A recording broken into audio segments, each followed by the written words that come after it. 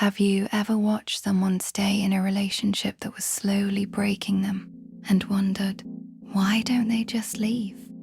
Maybe you've even asked yourself the same question. Why do intelligent people, kind people, successful people stay with someone who constantly hurts them? The answer isn't weakness, it isn't stupidity, and it isn't because they enjoy suffering.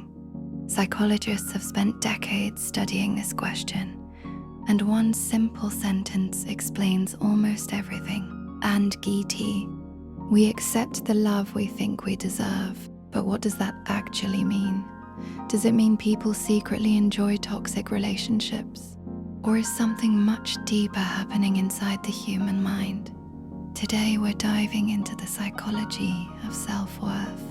Why your brain may be accepting less than you deserve, and most importantly, how to change it.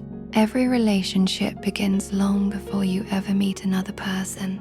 It begins with the relationship you have with yourself. Think of your self-worth like a mirror.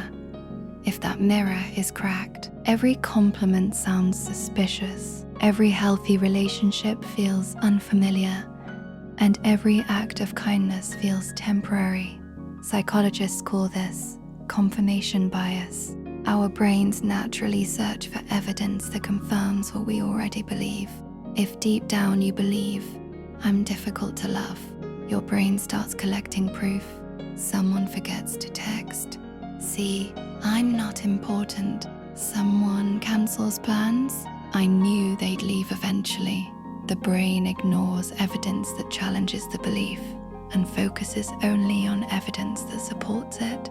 It's like wearing invisible glasses. The world hasn't changed, only the lens through which you see it. And that lens quietly influences who you choose, who you trust, and what behavior you tolerate. Here's something most people never realize. The brain doesn't always choose what's healthy. It chooses what's familiar. Those are two very different things. If you grew up in a home where love had to be earned, where affection disappeared after mistakes, or where attention came only after conflict, your brain learns something dangerous. It begins associating uncertainty with love. As an adult, healthy relationships may actually feel boring, not because they're wrong, but because your nervous system isn't used to peace. On the other hand, a relationship full of hot and cold behavior, constant emotional highs, followed by painful lows, can create an addictive cycle. Each small moment of affection releases dopamine. The brain begins chasing the next emotional reward.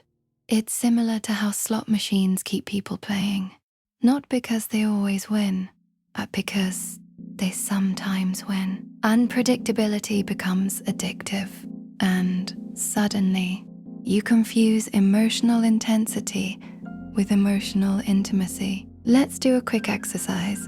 Grab a piece of paper or simply answer this in your head. What are 3 things that are absolutely non-negotiable in a relationship? Maybe you wrote respect, honesty, consistency. Now ask yourself something harder. Have you accepted relationships without those things? If the answer is yes, the problem isn't your standards, it's your baseline. There's often a painful gap between what we believe we deserve and what we're willing to tolerate. Why? Because 2 powerful fears are constantly competing. The fear of being alone and the fear of believing you're not enough to deserve better.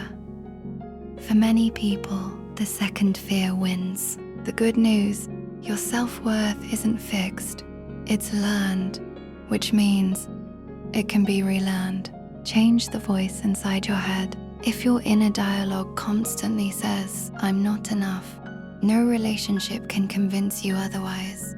Real confidence begins internally. Learn boundaries. A boundary isn't punishment, it's self-respect. Every time you say no to unhealthy behavior, you're saying yes to your future self. Allow healthy love to feel unfamiliar. At first, It may even feel boring. No games, no emotional roller coaster, no constant anxiety, just peace. Give yourself permission to trust peace, because healthy love isn't supposed to feel exhausting. It's supposed to feel safe. Here's the truth. People don't always accept the love they deserve. They accept the love their self-worth allows. But self-worth isn't something you're born with. It's something you build. Every boundary, every difficult decision, every moment you choose yourself raises the standard for how others can treat you. So don't let someone else's inability to love you become the definition of your value, because your worth was never theirs to decide. If this video made you think differently about relationships, comment below with one boundary you're choosing to protect this week. And if you want to understand another psychological pattern that quietly destroys relationships, watch my video on gaslighting next. It might completely change the way you see certain people in your life.